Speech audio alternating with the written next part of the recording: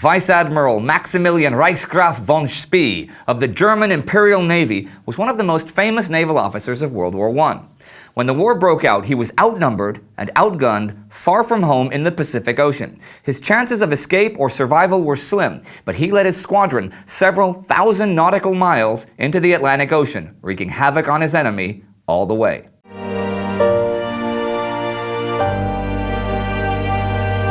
My name is Indy Nidell. Welcome to a new episode of Who Did What in World War I.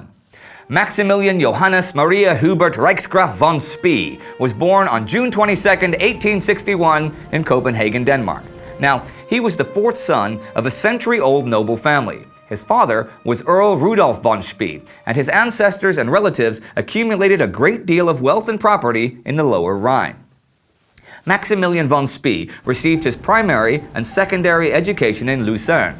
In April 1878, he joined the Imperial Navy as a cadet. The German Navy had only been founded 6 years earlier with the sole purpose of defending the German coastline, though 40 years later, when the war broke out, it was one of the most modern war fleets in the world, surpassed only by the British Royal Navy. In 1882, von Spee became second lieutenant at sea. From 1884 to 1885, he served in German West Africa, and in 1887 became harbor master in Cameroon. But he was sent home because of rheumatism. Now, after his recovery, he joined the school ship Moltke, and in 1887, he went to China aboard the SMS Deutschland. After the Boxer Rebellion, an uprising in China around the turn of the century, von Spee returned home and became captain, gaining command of the SMS Wittelsbach. Later, as second admiral, he led the reconnaissance ships of the German High Fleet, and from 1908 to 1910 was chief of staff at the North Sea Naval Station. In 1910, he was promoted to rear admiral, and in December 1912 took command of the German East Asia Squadron. Now, this squadron's primary function was to secure and defend Germany's colonies and naval bases, and more generally, the interests of the German Empire in East Asia and the South Pacific. In 1913, Spee became vice admiral. Now, in the 4 months immediately following the outbreak of the war, multiple naval engagements took place in the Pacific between German, Japanese, and British ships. The Imperial Squadron was at a disadvantage right from the beginning, but von Spee decided to fight, always keeping an eye on his next supply station, since the war prevented any supplies from arriving from home. In August, von Spee was anchored near the Mariana Islands, a small group of Micronesian islands, which were a German colony at the time. He was there with the SMS Gneisenau and the flagship SMS Scharnhorst, 2,000 nautical miles away from the German supply station in Qingdao. Now, Britain and Japan had blockaded the Bay of Kiao Chau, which meant that von Spee could not return to base, so he decided to head out into the Pacific. First, von Spee gathered his ships near the Pagan Islands. Since there weren't any supply stations, he decided to start a cruiser war to secure his food and coal supplies. He didn't engage in any battles with enemy warships, but instead raided enemy cargo ships for supplies. Then he headed towards South America, thinking that it would be easier to supply his ships in the neutral harbors there.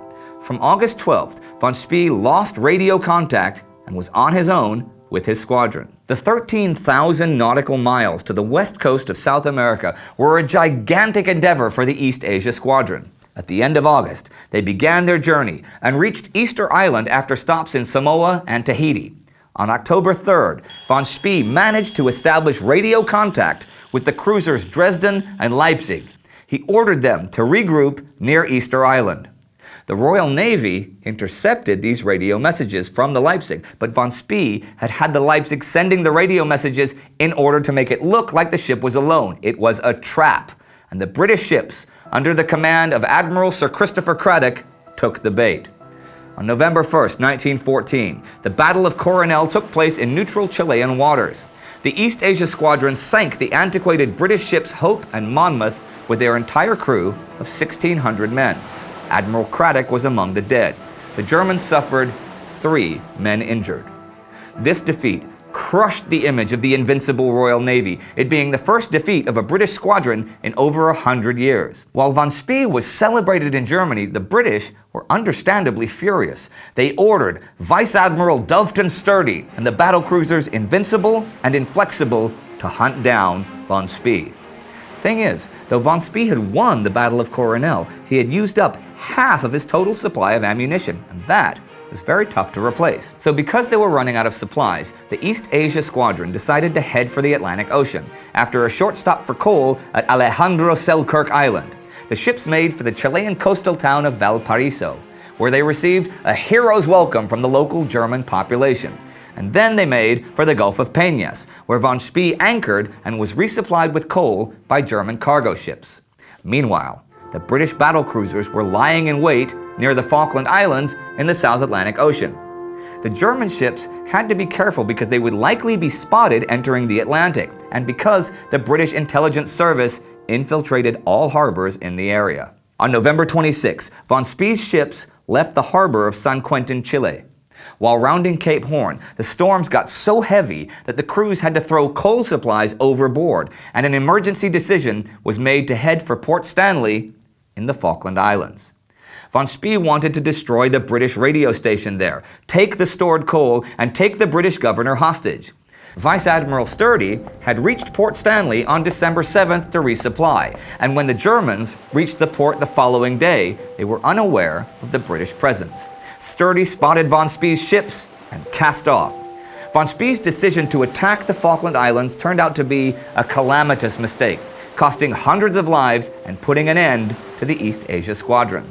Though von Spee tried to flee eastwards, the British sank the Scharnhorst, Gneisenau, Leipzig, and Nuremberg without losing a single ship.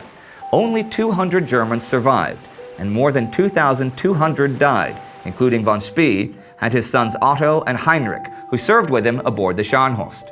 These casualties spelled the end of the cruiser war for the German Imperial Navy.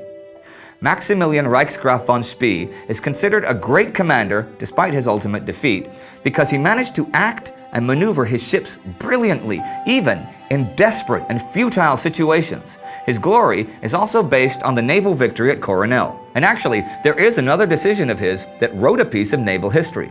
The cruiser SMS Emden, which von Spee ordered to remain behind in the Pacific, sank 16 enemy cargo ships in only weeks in the fall of 1914.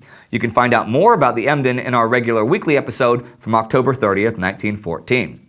Monuments in both Chile and Germany were built in honor of Maximilian von Spee, and also to commemorate the Battle of the Falkland Islands. In 1934, a German heavy cruiser was named after von Spee, and the German Navy named one of their school frigates after him as well.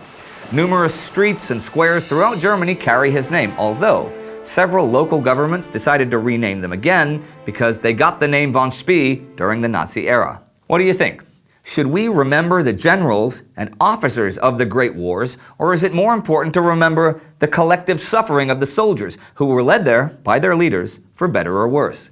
Tell us what you think in the comments section below. If you want to learn more about another controversial person whose name you could see on street signs in Germany until recently, click here to watch our episode about Paul von Lettow-Vorbeck. We'll see you Thursday with our regular weekly episode.